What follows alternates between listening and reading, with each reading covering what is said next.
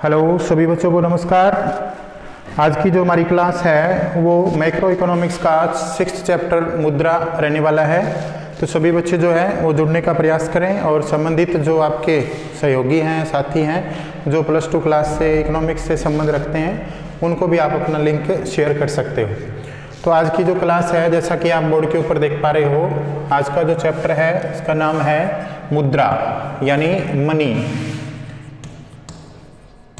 5 number का question आता है बच्चे इस चैप्टर से, तो इसके बारे में हम थोड़ा फटाफट संक्षिप्त रूप से पढ़ने का प्रयास करेंगे। तो सबसे पहले मुद्रा का अर्थ क्या है, मुद्रा किसे कहते हैं, मुद्रा की परिभाषा क्या है। देखिए, वह प्रमाणित वस्तु जो विनिमय के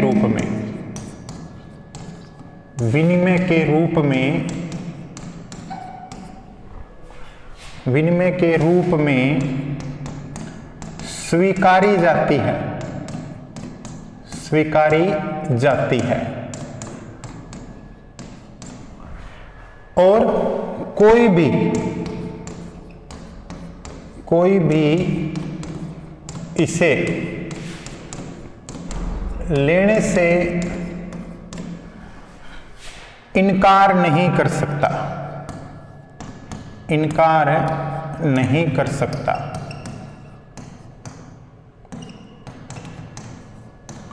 मुद्रा कहलाती है।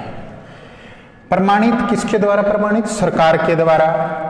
विनिमय का मतलब होता है लेन देन, या हम लिखें खरीद और बेच। विनिमय कहलाता है, स्वीकारी जाती है, हर कोई इसको एक्सेप्ट करता है, स्वीकार करता है और कोई भी लेने से इसको इनकार नहीं कर सकता क्योंकि ये सरकार द्वारा प्रमाणित की जाती है।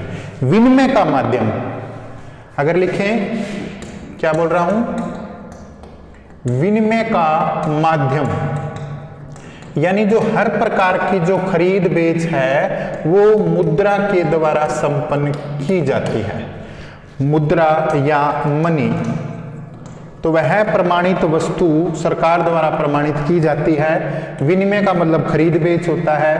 किसी भी प्रकार की खरीद बेच, किसी भी प्रकार का व्यापारिक जो क्रिया है वो मुद्रा के रूप में संपन्न की जाती है और कोई भी व्यक्ति इसको लेने से इनकार नहीं कर सकता। ऐसी प्रमाणित वस्तु को मुद्रा या मनी कहा जाता है। आगे देखिए, अगर हम बात करें कि जैसे वर्तमान की जो हमारी विनिमय की जो प्रणाली है वो मौद्रिक प्रणाली है। मौद्रिक प्रणाली से अभिप्राय सारा जो विनिमय है वो किसके द्वारा? मुद्रा के द्वारा या मनी के द्वारा संपन्न होता है। ये है मौद्रिक प्रणाली। लेकिन मौद्रिक प्रणाली से भी पहले कोई ऐसी प्रणाली हुआ करती थी। मुद्रा जो है प्रारंभिक अवस्था से मुद्रा नहीं थी, तो मुद्रा से पहले भी तो आदान प्रदान होता था, खरीद बेच होता था। तो फिर मुद्रा की आवश्यकता क्यों पड़ी? प्रश्न आता है मुद्रा की आवश्यकता। मुद्रा की क्या आवश्यकता है? अभी हम बात करेंगे जब मौद्रिक प्रणाली नहीं हुआ करती थी तब भी लेन और देन होता था, वस्तुओं का आदान और प्रदान होता था, तो हमें मुद्रा की आवश्यकता क्यों पड़ी? तो उसके लिए हम बात करेंगे बच्चे कि मौद्रिक प्रणाली से पहले एक प्रणाली चला करती थी जिसका नाम था वस्तु विनिमय प्रणाली, जिसका अर्थ था, जैसे कि नाम से ही पता चल रहा है, वस्तु के बदले में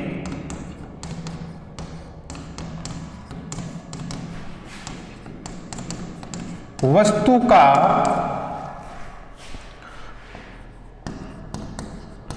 आदान और प्रदान, इस प्रणाली को बोलते थे वस्तु विनिमय प्रणाली। यानी वस्तुओं के बदले में वस्तुओं का एक्सचेंज होता था, आदान और प्रदान होता था। ऐसी प्रणाली को वस्तु विनिमय प्रणाली कहा जाता था। तो वस्तु विनिमय प्रणाली में क्या होता था कि जैसे कोई भी व्यक्ति जो है किसी भी वस्तु का उत्पादन करता है, दूसरा व्यक्ति किसी और वस्तु का उत्पादन करता है, जब उन दोनों को एक दूसरे की वस्तु की आवश्यकता होती थी तो वो दोनों आपस में एक्सचेंज कर लिया करते थे। ऐसी प्रणाली को वस्तु विनिमय प्रणाली कहा जाता था। अभी जो वस्तु विनिमय प्रणाली थी उसकी बहुत सारी समस्याएं थी। क्वेश्चन आता है आपके, वस्तु विनिमय प्रणाली क्या थी, उसकी समस्याएं क्या थी, या ऐसे पूछा जाता है वस्तु विनिमय प्रणाली की जो कठिनाइयां वो क्या क्या थी, उनके बारे में हम जिक्र करेंगे। अगर वस्तु विनिमय प्रणाली में समस्याएं नहीं आती तो मुद्रा के आविष्कार की ओर ध्यान ही नहीं दिया जाता। वस्तु विनिमय प्रणाली में बहुत सारी समस्याएं या कठिनाइयां आई थी, उनको दूर करने के लिए हमें किसका आविष्कार करना पड़ा, मुद्रा का आविष्कार करना पड़ा।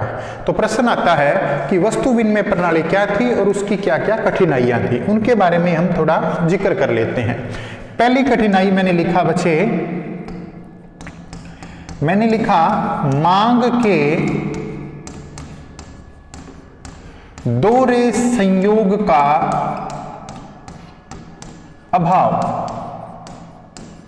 मांग के दोहरे संयोग का अभाव। संयोग का मतलब होता है बच्चे मिलना, मांग का मतलब मांगना, अभाव का मतलब न पाया जाना, दोहरे का मतलब होता है बेटा दोनों तरफ से। मान लीजिए एक व्यक्ति ने दूसरे व्यक्ति के साथ किसी भी वस्तु का एक्सचेंज किया है, हो सकता है एक व्यक्ति के पास फिर से उस वस्तु की दोबारा जरूरत पड़ जाए, लेकिन दूसरे व्यक्ति को उसकी वस्तु की जरूरत ही नहीं है, देन एक्सचेंज नहीं हो पाता था।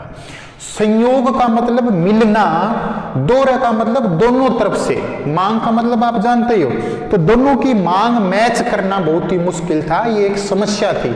एक ऐसे व्यक्ति को ढूंढना जो हमारी वस्तु ले ले, अपनी वस्तु दे दे, और एक ऐसे व्यक्ति को भी ढूंढना जिसके साथ हमारी मांग जो है वो मैच करती हो, हमारा संयोग मिलता हो, ये भी एक बहुत बड़ी समस्या थी। जिसके कारण क्या थी, इसको बोलते हैं व्यापार की लागत।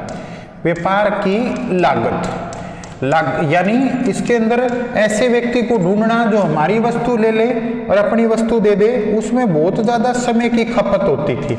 इसको हम व्यापार की लागत में देखते हैं। तो दो समस्याएं तो हमारे सामने होगी कि एक तो एक ऐसे व्यक्ति को ढूंढना जिसके साथ हमारी मांग मैच करे, संयोग करे, वो भी कमी थी, और दूसरा ऐसे व्यक्ति को ढूंढने में बहुत ज्यादा समय की खपत होती है जिसको व्यापार की लागत के द्वारा दिखाया जाता है। तीसरा बच्चे मैंने लिखा मूल्य की समान इकाई का अभाव। मूल्य की समान इकाई का अभाव, इसका मतलब क्या है बच्चे, मूल्य कीमत होती है, समान का मतलब बराबर। आपस में जो दो वस्तुएं बदली जाती थी, यानी दो व्यक्तियों के बीच में जो आदान प्रदान होता था, दोनों वस्तुएं एक जैसी कीमत की नहीं होती थी। कीमत कहना गलत होगा क्योंकि मुद्रा नहीं थी तो कीमत का क्या हुआ, लेकिन वैल्यू जो थी, यानी मजबूरन छोटी वस्तु के बदले में बहुत बड़ी वस्तु देनी पड़ती थी। आपस में दोनों बदली जाने वाली वस्तुएं एक वैल्यू की नहीं होती थी, जिसके कारण एक पक्ष को लाभ होता था, दूसरे पक्ष को बहुत ज्यादा हानि होती थी, पर मजबूरन दोनों को एक्सचेंज करना पड़ता था। कई बार छोटी सी वस्तु के बदले में बहुत बड़ी वस्तु देनी पड़ती थी, जिसको बोलेंगे मूल्य की समान इकाई का अभाव। आगे देखिए, मूल्य के स्थानांतरण में कठिनाई। स्थानांतरण में कठिनाई जैसे बेटा वस्तुओं को एक स्थान से दूसरे स्थान पर लाने ले जाने में बहुत ज्यादा समस्या होती है। साधन चाहिए, समय चाहिए, वस्तुओं को एक स्थान से दूसरे स्थान पर लाना और ले जाना, लेकिन मुद्रा को कहीं भी कैसे भी 1 मिनट में लाया और ले जाया जा सकता है। अगली समस्या थी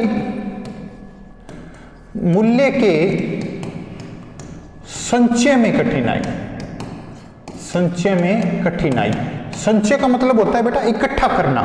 वस्तुओं को इकट्ठा करने में बहुत बड़ी समस्या आती है, बहुत ज्यादा स्थान की आवश्यकता होती है, बहुत ज्यादा उनके रख रखाव की आवश्यकता होती है, तो वस्तुओं को लंबे समय तक इकट्ठा करके रखना जो है एक बहुत बड़ी समस्या होती है। तो ये सारी समस्याएं थी बेटा।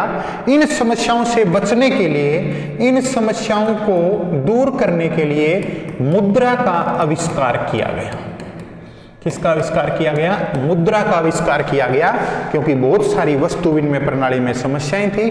उन समस्याओं को दूर करने के लिए मुद्रा का आविष्कार किया गया। जैसे अब आपसे किसी ने पूछ लिया कि मुद्रा के कार्य क्या हैं, मुद्रा के क्या कार्य हैं। एक कार्य तो मैंने सबसे पहले ही लिखा था कि सबसे प्रमुख जो कार्य है विनिमय का माध्यम, विनिमय का माध्यम, यानी हर प्रकार की जो खरीद बेच है वो मुद्रा के द्वारा संपन्न की जा सकती है। ये इसका प्रमुख कार्य है। अगले कार्य के अंदर हम बात करें, मुद्रा के अगले कार्यों के बारे में हम बात करें, तो जैसे मैंने समस्याएं लिखी है, उन समस्याओं को दूर करने का काम मुद्रा करती है। अलग अलग से लिख सकते हैं। मांग के दोहरे संयोग को सुलझाने का काम कौन करेगी? मुद्रा करेगी। व्यापार की लागत को कम कौन करेगी? मुद्रा करेगी। मूल्य की समान इकाई का भाव, मूल्य का माप, यानी कोई भी वस्तु अगर 50 रुपए की वैल्यू रखती है तो उसके ऊपर रेट लिखा होता है बेटा 50 रुपए। यानी कोई भी व्यक्ति जो है किसी भी प्रकार से ना तो उस पक्ष को कोई नुकसान होना ना कोई फायदा होना, कहने का मतलब जो चीज जितनी वैल्यू रखती है उसके ऊपर उतना मूल्य अंकित कर दिया जाता है। अंकित को बोलते हैं, उसका मेजरमेंट करती है बेटा कौन है? मुद्रा। मुद्रा को कहीं भी एक स्थान से दूसरे स्थान पर लाया ले जाया जा सकता है, इतनी ही मुद्रा को इकट्ठा करके रखा जा सकता है। इन समस्याओं को आप कार्यों में बदल सकते हैं, आपको पूरे नंबर मिल जाएंगे। अगर एक प्रमुख कार्य और भी है बच्चे, जैसे मैं लिखता हूं मुद्रा का एक और प्रमुख कार्य, जैसे मैं लिखता हूं, मैंने यहां लिखा निर्णय का वाहक। निर्णय का वाहक, वाहक का मतलब क्या होता है बच्चे? बदलना। यानी मुद्रा एक ऐसी चीज है जो हमने किसी भी कार्य के लिए इकट्ठी करी है तो उसका हम किसी भी कार्य में प्रयोग कर सकते हैं। वाहक का मतलब बदल लेना, फैसले को हम बदल सकते हैं।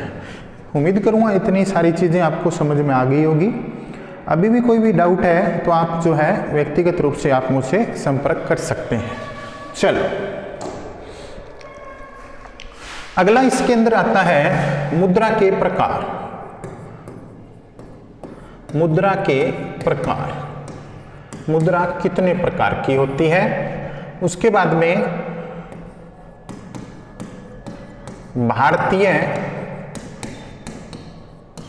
मौद्रिक प्रणाली और भारत में नोट जारी करने की व्यवस्था,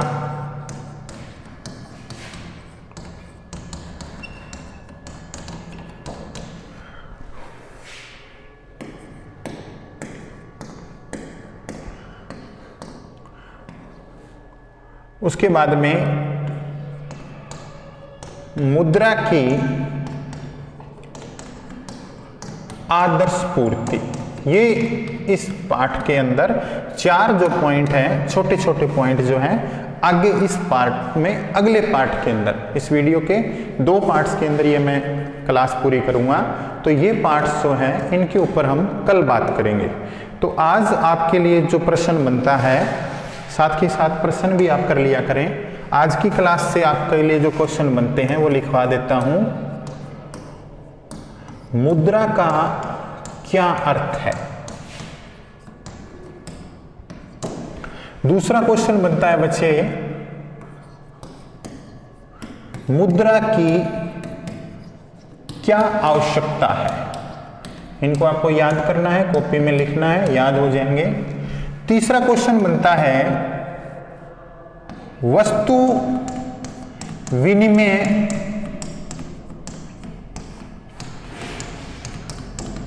प्रणाली का क्या अर्थ है?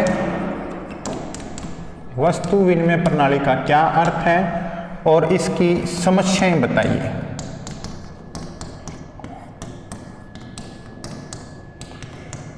आज की क्लास से आपने ये चीजें सीखी हैं। इनको आप कॉपी के अंदर नोट करना है, और फिर भी कोई भी डाउट आता है इन क्वेश्चन के अंदर तो आप मेरे से पूछ सकते हैं।